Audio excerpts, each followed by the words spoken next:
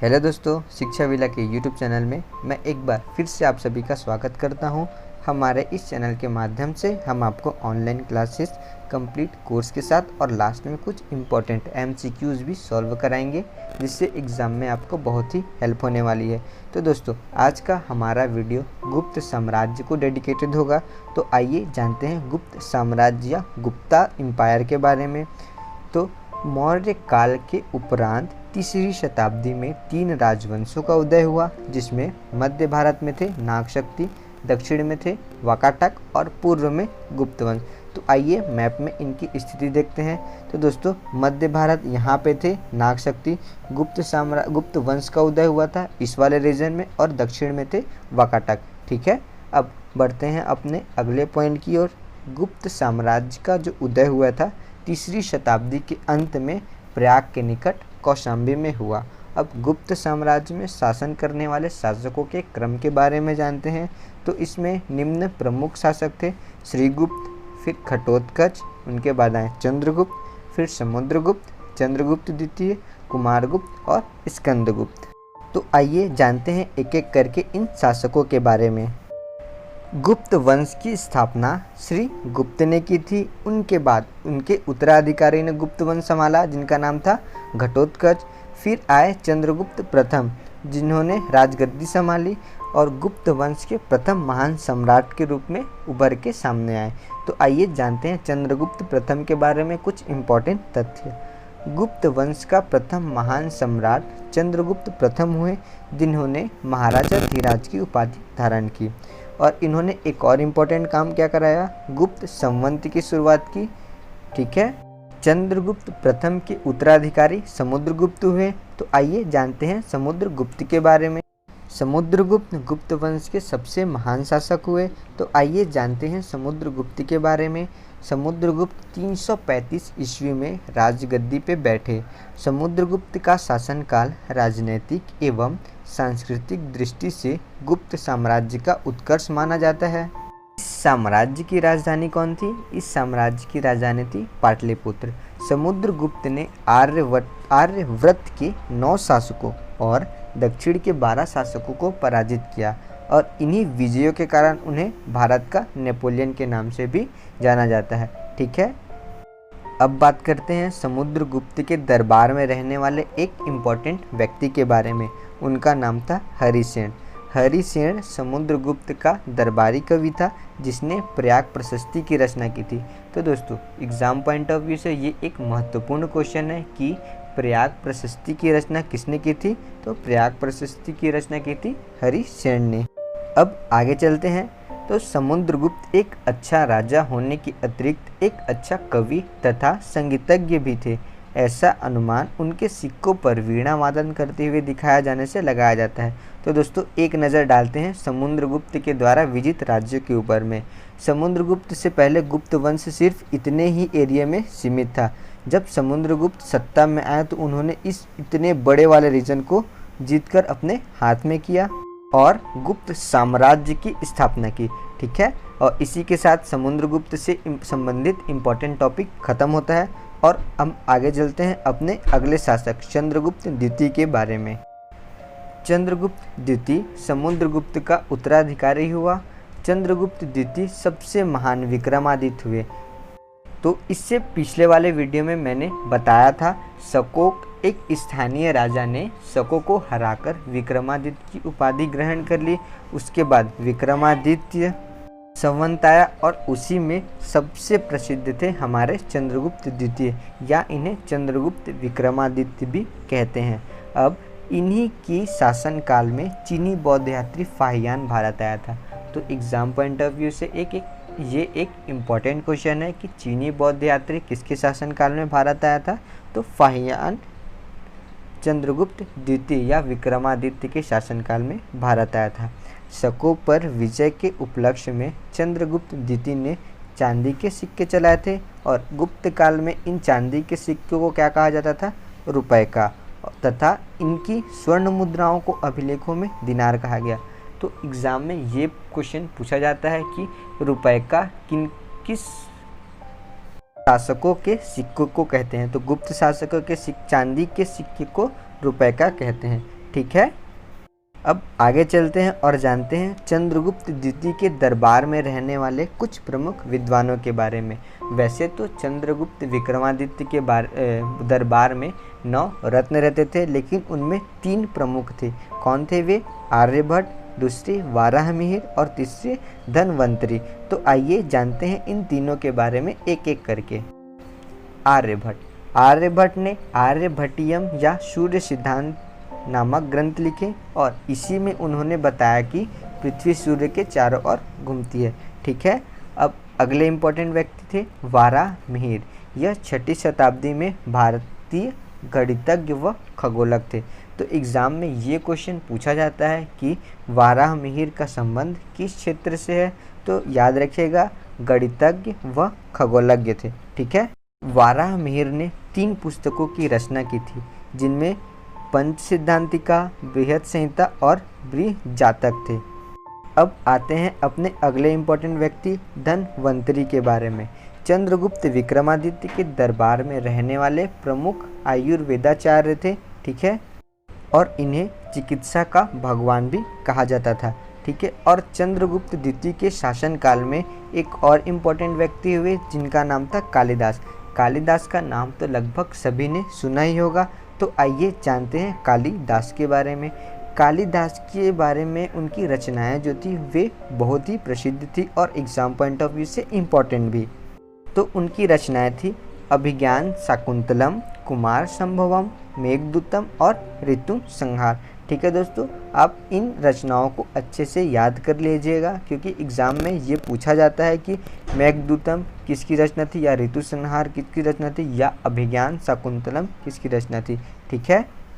अब बढ़ते हैं अपने अगले पॉइंट की ओर और जानते हैं पुराणों की रचना भी गुप्त काल में हुई।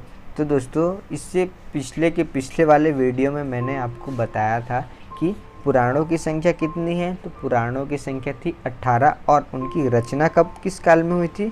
तो उनकी रचना हुई थी गुप्त काल में। अब अगला बिंदु है हमारा, मंदिर बनाने की कला का जन्म भी गुप्त काल में ही हुआ। और गुप्त काल में कला, साहित्य और विज्ञान ने बहुत समृद्धि प्राप्त की और इन्हीं सांस्कृतिक उपलब्धियों के कारण गुप्त काल को भारतीय इतिहास का स्वर्ण युग कहा जाता है। तो दोस्तों, आपसे एग्जाम में ये क्वेश्चन पूछा जाता है कि स्वर्ण युग किन शासकों के काल को कहते हैं। ठीक है। अब आगे बढ़ते हैं और जानते हैं चंद्रगुप्त के उत्तराधिकारी कुमार गुप्त के बारे में। कुमार गुप्त के बारे में एग्जाम पॉइंट ऑफ व्यू से केवल एक ही पॉइंट इंपॉर्टेंट है कि उन्होंने नालंदा विश्वविद्यालय की स्थापना की थी। ठीक है। इनका नाम आप याद रख लीजिएगा और एग्ज़ाम में ये क्वेश्चन भी पूछा जाता है कि नालंदा विश्वविद्यालय की स्थापना किस गुप्त शासक ने की थी। तो किस गुप्त शासक ने की थी? उनका नाम था कुमार गुप्त। अब इनके उत्तराधिकारी कौन थे? स्कंदन गुप्त। और आइए जानते हैं स्कंदन गुप्त के बारे में। स्कंद गुप्त गुप्त वंश के अंतिम शक्तिशाली शासक थे। इनके बाद गुप्त वंश जो है कमज़ोर शासकों के कारण गुप्त साम्राज्य का पतन हो गया। तो आइए जानते हैं स्कंद गुप्त के बारे में। स्कंद गुप्त के शासन काल में भारी वर्षा के कारण सुदर्शन झील का बांध टूट गया था। इस सुदर्शन झील को बनाया किन्होंने था? सुदर्शन झील को बनाने का कार्य किसने किया था? मौर्यों ने। और इसका जीर्णोद्धार किसने कराया? स्कंदगुप्त ने। ठीक है। स्कंदगुप्त के शासनकाल में हुंडों का आक्रमण भी शुरू हो गया था।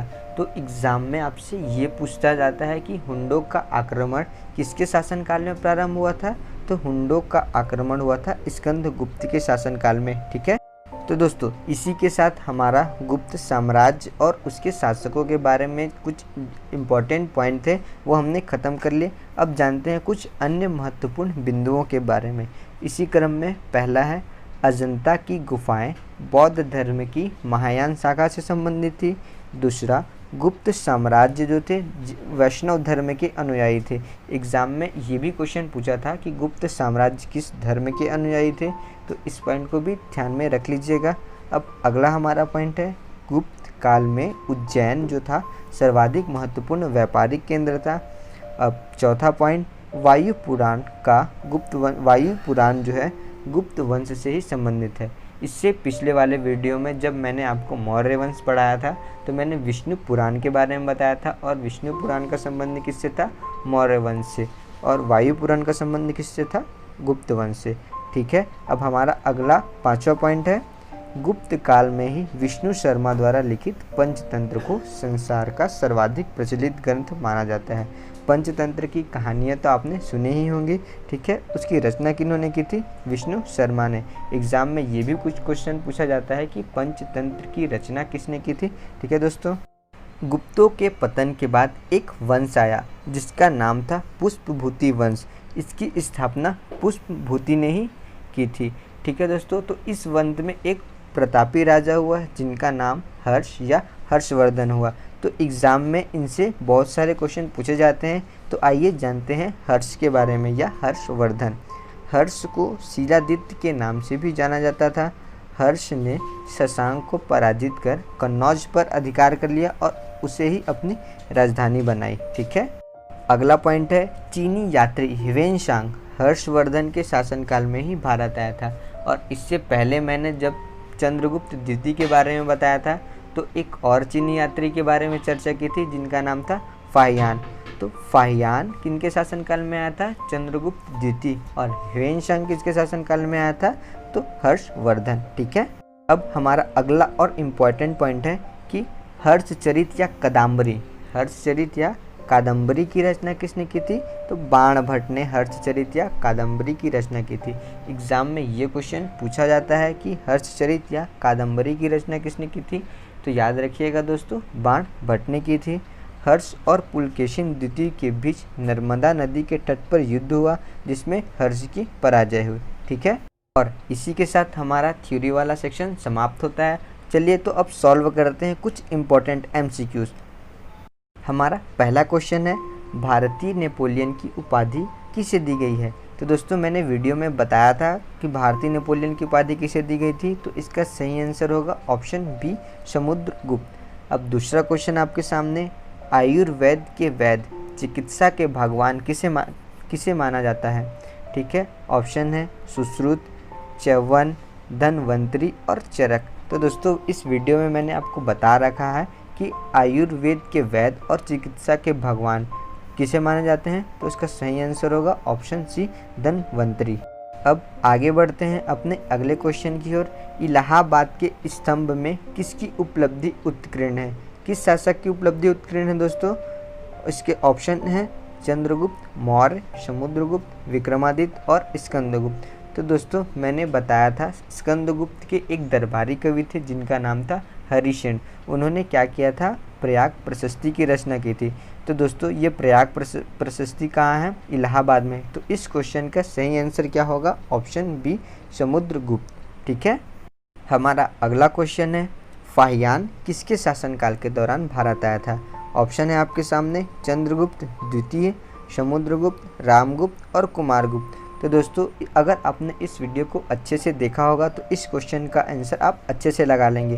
तो दोस्तों इस क्वेश्चन का सही आंसर है ऑप्शन ए, चंद्रगुप्त द्वितीय। अब देखते हैं अपना अगला क्वेश्चन, किसके शासन के दौरान अजंता की गुफाएं निर्मित की गई थी? तो आपके सामने ऑप्शन गुप्त, कुषाण, मौर्य और चालुक्य।